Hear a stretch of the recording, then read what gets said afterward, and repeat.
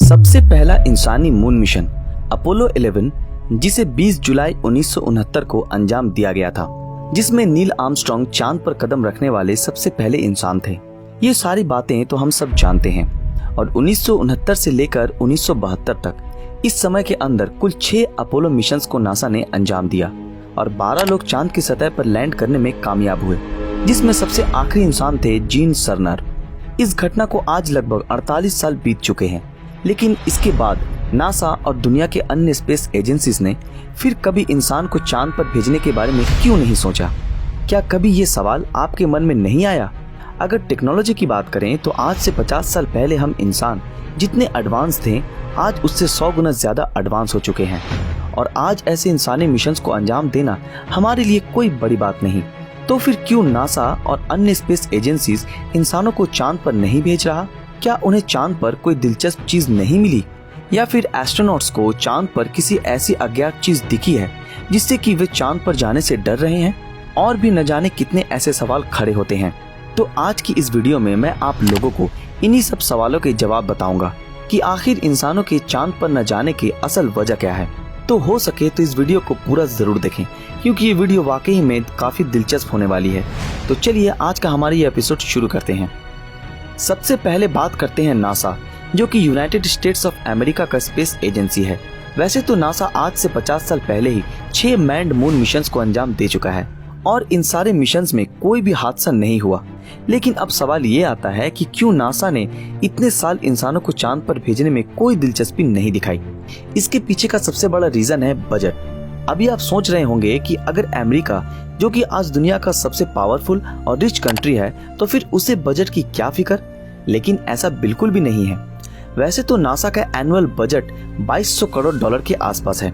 अगर Apollo missions पे किए गए खर्च की बात करें तो कुल 2500 करोड़ डॉलर के आसपास अपोलो के 6 मैन्ड मून मिशंस पे खर्च किए गए थे, जिसकी तुलना अगर हम आज की करेंसी से करें तो वो करीब 20,000 करोड़ डॉलर से भी ज्यादा होगी।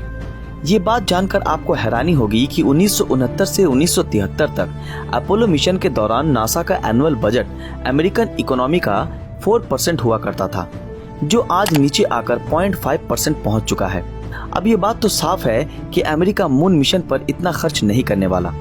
उस समय के मून मिशन को अंजाम देने के पीछे सबसे बड़ा हाथ था उस समय के यूएस प्रेसिडेंट केनेडी का, जो पूरी दुनिया के सामने अमेरिका का सर ऊंचा करना चाहते थे और रशिया को स्पेस एक्सप्लोरेशन के रेस में मात देना चाहते थे, और नासा ने ऐसा करके भी दिखाया। हाल ही में डोनाल्ड ट्रंप ने ये कहा कि साल 2024 तक अमेरिका एक बार फिर से मैन्ड मून मिशन को अंजाम देने वाला है। इस वजह से नासा के बजट में 100 करोड़ डॉलर का इजाफा किया गया, लेकिन अभी फिलहाल ऐसा कुछ भी होने की खबर नहीं है।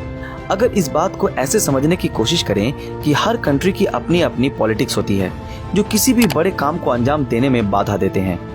और सबसे बड़ा रिस्क तो ये है कि अगर ऐसी किसी बड़े प्रोजेक्ट को अंजाम रूलिंग पार्टी दे रही है और ऐसे में ये मिशन असफल हुआ, या फिर इसी दौरान भगवान न करे अगर कोई बुरा हादसा हो गया, तो उनकी पार्टी का तो सर पूरी दुनिया के सामने झुक जाएगा और हो सकता है कि उनकी कुर्सी भी चली जाए।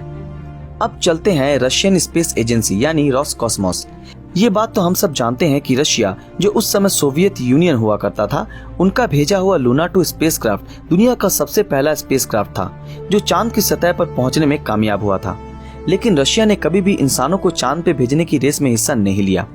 लेकिन ऐसी खबरें भी आती रही हैं कि रशिया ने दुनिया से छुपाकर मैन्ड मून मिशन को अंजाम देने की कोशिश की थी और इस मिशन को अंजाम देने के लिए स्पेसक्राफ्ट का निर्माण भी किया गया था, लेकिन वे असफल रहे। ये खबरें भी आई कि 2030 तक रशिया चांद पे इंसानों को भेजने के मिशन को अंजाम देगा और रशिया चांद की ऑर्बिटरी में एक स्पेस स्टेशन भी स्थापित करने के बारे में सोच रहा है। लेकिन इन सब कामों को अंजाम देने में 10,000 करोड़ डॉलर की जरूरत होगी, जिसका जुगाड़ करना नामुमकिन है। तीसरा है यूरोपियन स्पेस एजेंसी यानी ईएसए। सपने देखना अच्छी बात है, लेकिन ऐसा सपना देखना जिसे पूरा करना लगभग नामुमकिन है, ऐसे सपने देखना तो पागलपन है। ऐसा ही कुछ सपना देख रहा है ईएसए। एक रिपोर्ट के मुताबिक ये सुनने में आया है कि यूरोपियन स्पेस एजेंसी साल 2030 तक चांद की सतह पर इंसानी बस्ती बसाने के बारे में सोच रहा है, जहां इंसान परमानेंटली रह सकेंगे। ये सुनने में जितना अच्छा लगता है उतना ही नामुमकिन काम है।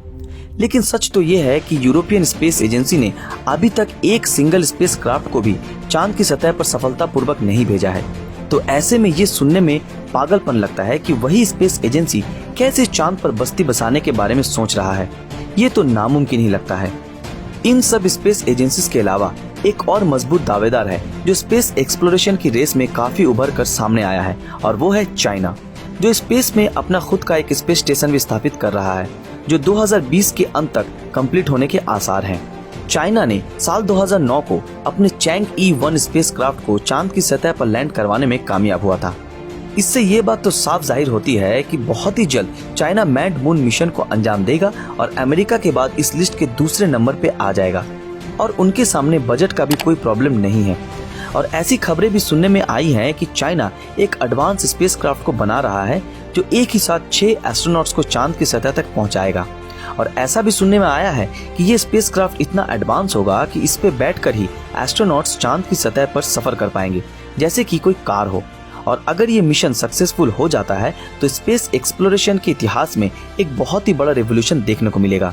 लेकिन फिलहाल ये सब खबरें ही हैं, ऑफिशियली इनका कोई प्रूफ भी नहीं है। वैसे फ्रेंड्स, इनके अलावा इंडिया, इजराइल और जापान जैसे देश भी इस रेस में शामिल हो रहे हैं और चांद की ओर जाने का हिम्मत दिखा रहे हैं।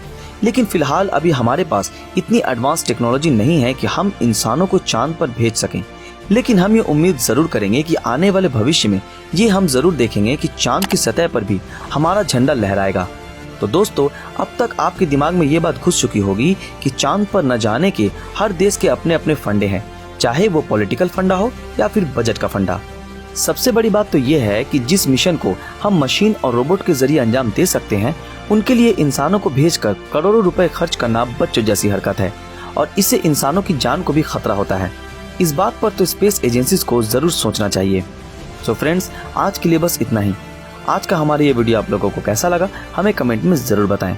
अगर आप लोगों को ये वीडियो पसंद आया तो इस वीडियो को लाइक और ज्यादा से ज्यादा शेयर जरूर करें।